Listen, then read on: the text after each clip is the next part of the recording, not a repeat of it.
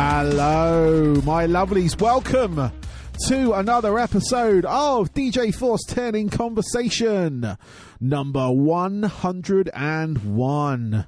How fantastic is that? We've broken the 100 mark, and I've got a very special guest on this show.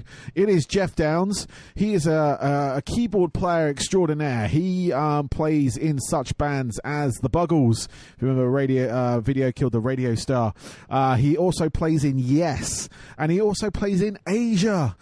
But we are talking about DBA today. That is the Downes Braid Association group he has, and they are about to release a new album on the 29th of November. It is called Live in England. It is a live recording, surprisingly, from that name, and it features hits from two of the sort of legends of music composition. You got Geoff Downes, who we're chatting to today, and he plays with Chris Braid, who is another extraordinary player, and this is their third offering. They've got a couple of studio albums out, but this was the first time they played together live, or played some of these songs together live, and they're going to be doing it again in February as well. That's when the vinyl comes out for it, so those interested in vinyl will have to wait until February 2020. But if you want to get your hands on it, it's a 2 CD DVD box set, it's absolutely fantastic. I love listening to it. It really does take me back to childhood and stuff like that, where music was played in the household or in my dad's car or something like that. And it's just a fantastic album. But I talk about that in the interview. Managed to get him on the phone, which was awesome. I'm so lucky to get these things sorted, especially with these legendary artists. And I hope you guys enjoy it. I hope you guys are enjoying this. I'm still doing my scratch. As of today, we're on 323. Oh my goodness. I'll be on more by the time this is released in a couple of days, so do keep an eye on that. It's on YouTube, it is on my Instagram. Just search out DJForceX, and it should bring up all the bits and bobs you need to know if you're interested in a bit of creative DJing, a bit of scratch, or you're just curious. But yeah, no, it's certainly, I'm going to report on it at the end of the year and see where we're at. But I've also got my plan for next year. A lot of people asking, what are you going to do next, Barnaby? What are you going to do? Well, I'm not going to tell you right now, but it will be cool. It does involve this podcast, so it'll just give it a different angle, which will be nice. But we're gonna talk about that at a later date. But anyway, right now, this is Geoff Downes on DJ Force 10 in Conversation. Enjoy.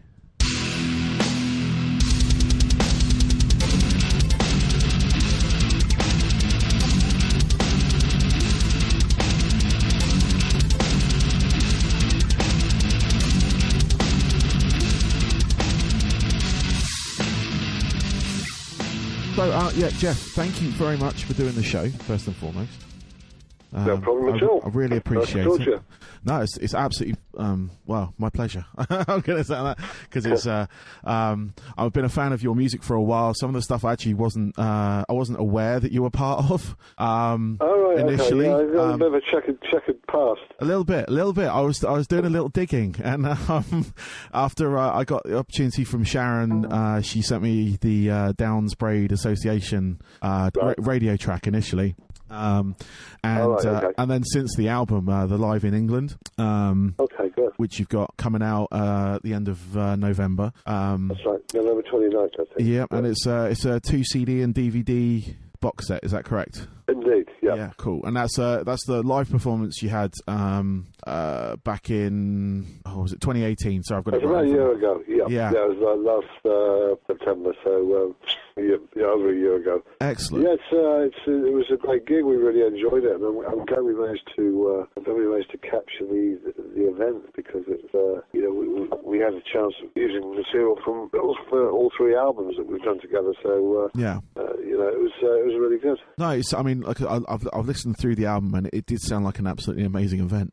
Thank you. I'm gutted I missed it. This is why I was like finding out a bit more about you as I was sort of like preparing for this. So it was it's like I said, it sounded like a fantastic live event. I really liked. There was a few tracks that really I really liked on there.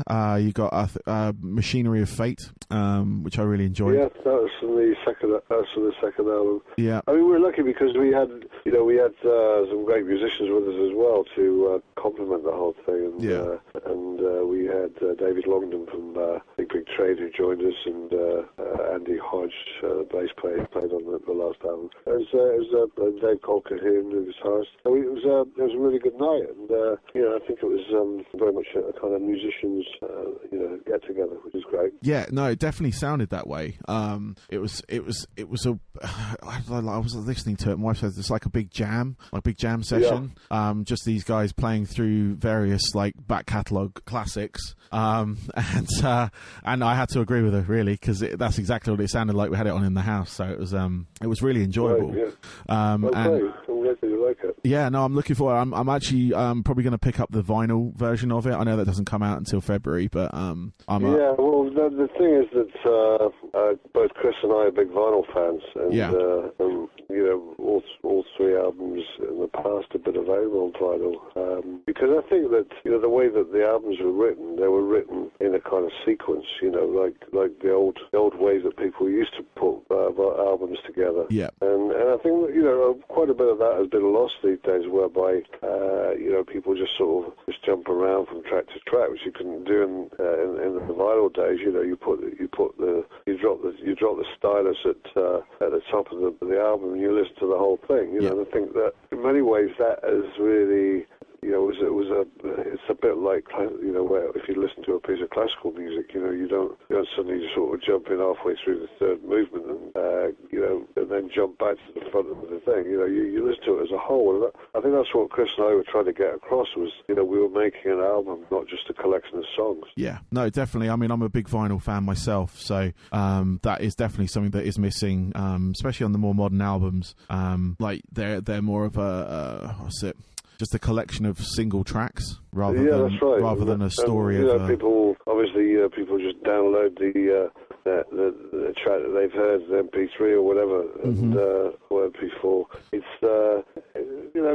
I suppose it's a way that it's gone. But at the same time, I think both Chris and I were very much of the opinion that we wanted to do something that was, had some stream of consciousness and some air of connectivity between all the tracks, rather than it just being a collection of songs. Yeah, no, I think that's why I wanted to pick up on vinyl, to be honest with you, because like I say, I'm a vinyl fan, and these sort of like the way, like you say, you've created this, it owes itself to be played in that fashion. That's why people do like vinyl. It's an event, isn't it? You put it on and you just let it roll, and you get drawn into it that way. Yeah. And I think that it's not something that should be cast aside in the modern technological way that things operate. Steamroller over that. I don't think that should happen. I think that people should be able to appreciate an album as an album rather than it just being, as a collection of songs. Yeah, no, definitely. So this performance, this was your first performance as the Downs Braid Association, is that correct? That's right, yeah. Yeah, so why did it take that? Was it just sort of like your schedules getting together? Why did it take so long to sort of come together in a live setting? Or did it start as a sort of just a studio project? Well, I think we started it more as a studio project, but I think we both felt that we'd like to perform it live, and but I think at that point in the early part when we just done one album or so, would not have been very realistic just to play one album. But I think that once we got further along the line and we did two more studio albums, then we had a pretty good source of material to be able to pick from and put a nice set together. But there was more to do with that as much as it was to do with the fact that obviously Chris lives out in LA and I'm usually in the UK or travelling around, so it was a mix. We just had to try and find a window when we could do it, and that's what happened. Yeah, I mean, I suppose between being in Yes and Asia and things like that as well, because obviously they're out. You're out on tour with them. I think recently. Yeah, I mean, we just did a big tour this summer in the States with both Yes and Asia, so it's not that easy to collaborate. But at the same time, I think once I got back, we we exchange ideas, and then we start to build things up, and that's pretty much how we've worked together for the whole of the project. And we're going to be looking at doing another one at some point, not necessarily in the near future, but certainly hoping to get one out in the next year or so. Yeah, no, that was going to be my next sort of point of question. It's like, are you planning to do it again? Because I'd love to come see it. Obviously, if you're playing in the UK. Yeah, well, it's just an ongoing thing. You know, I think that it's a bit of a not so much a hobby for Chris and I, because we do take it very seriously, but it's something that we both enjoy doing, and we're not really pressured by we're not seeking massive commercial success or anything like that. You know, we just want to make the kind of music that we like, and I think if we like it, then we're gonna, some other people are gonna like it, and that's really how we approach it. It's a no pressure, relaxed situation that we're both very comfortable with. Excellent. No, that's really cool. That's the kind of vibe I got from the performance as well. That it was that kind of a passion point that you were going through, like music that you wanted to play. Yeah, I think some people go out there and they. I mean, we're both Chris and I are fortunate in the fact that we've both got successful careers ongoing, and so I suppose we've been afforded something of a luxury to be able to get on with doing something is very special to both of us. Yeah. And without the constraints or pressures of having to do that specifically for a living. And so, as I say, it's got a sort of hobbyist feel to it as much as anything else. No, definitely, and I'm just like tapping on the commercial success side of things. The arrangement of "Video Killed the Radio Star" you did for that show was amazing. Yeah, and the Bolero as well, the yes track. It's nice to be able to. I mean, with Chris, we could go out and we could play virtually all of that stuff just with a keyboard and the vocal, and I think that when you strip those songs down and you can actually perform them in that kind of environment, then I think that there's something about the strength of the song itself, because the way that I used to write with John Wetton in Asia was very similar to that. Is that we often felt that if we couldn't make it work with a very, very rudimentary keyboard accompaniment and the lead vocal, then it probably wasn't going anywhere as a song. So that was very much the unplugged theory is really quite significant, I think, for as songwriting goes, is that it's if you can make it work in that environment, then anything you can add to it in production. Well, it totally took me by surprise, that track, because I saw the track listing, I was like, oh, cool. And when I was listening to the album, there was vocals, there was like you could hear all the musicians playing, and for it to come out as like an instrumental but orchestral at the same time, I think that's again is part of the charm, particularly of that song. And of course, the thing with Chris is that there's a significance to it, because I think the first album Chris ever bought was The Age of Plastic by the Buggles. Oh, really? And one of the reasons why he wanted to get together with me was because he was a huge Buggles fan, and the style of arrangements and sounds that I used, and the chord structures and all that kind of stuff. He was a huge fan of that, so that's one of the main reasons why he wanted to work with me, and I think we hit it off pretty well straight away. Excellent. Yeah, there was a few other tracks that I really liked as well. It was Suburban Ghosts, was a good track, and Lighthouse as well, which I think is the radio single. Lighthouse is a great track. They're all very kind of melodic, and I think that some people like yourself will pick out individual tracks, but I think that one of our provisos was we like melodies, and we like tunes, and call it old-fashioned stuff. But that was one of the things that we tried to get across, was to Chris is very, very adept at being able to make a number of different melodies off a very simple structure. Yeah. And so that was that's one of the things that I really admired about how he approached it, was that he could deliver a completely different set of lyrics and set of tunes over some of the basic stuff that I put together. No, it was the whole experience of it was really good. Like great. I'm highly recommending it to my people that are listening to this as well. Good. Well, we enjoyed it. Yeah, no, it definitely sounded that way. That's what I really liked about it. It just sounded like a fun night. No, there's very rare where you can, like some shows you go to, and the musicians, they do enjoy it, but there are some nights where they're just kind of playing through, going through the motions, if you will, because they're playing that set again. But this just sounded like a whole experience of. Yeah, well, I don't think we were trying to prove anything. We just wanted to go there and get our music out, albeit to a select few. But at the same time, it was experimental, and I think the experiment worked. Which is why we're doing another show there in February, actually. On Valentine's Day of all things. So it's going to be again. We're going to recruit the same guys who did the last one with us, and I think it'll be. We're going to change it up a bit. Do a few of the songs that we didn't do on this particular live recording, and it's just a bit of fun. Cool, excellent. Well, we're gonna round things up a little bit now, if that's all right, because I don't want to keep you too long. Because I know you've probably got a few of these today. But these are just sort of more questions that I sort of the questions I ask every musician that I speak to on my interviews. They're kind of a bit more about yourself, your influences, and whatnot. But yeah, I'm just interested into knowing what your 3 top albums are of all time, kind of the ones that kind of shaped you in the musician that you are today. Well, I think I'd have to go back for quite some time, probably into the mid to late 60s.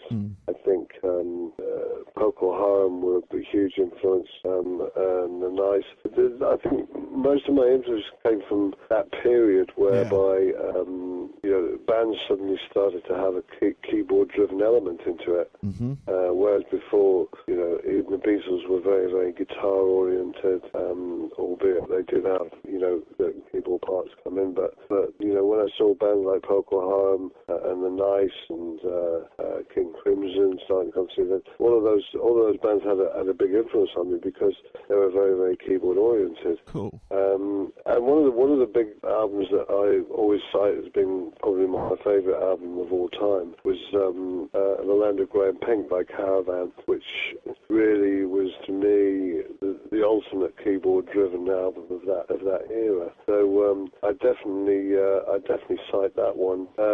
Probably The Visitors by ABBA was another one that again was very keyboard-driven.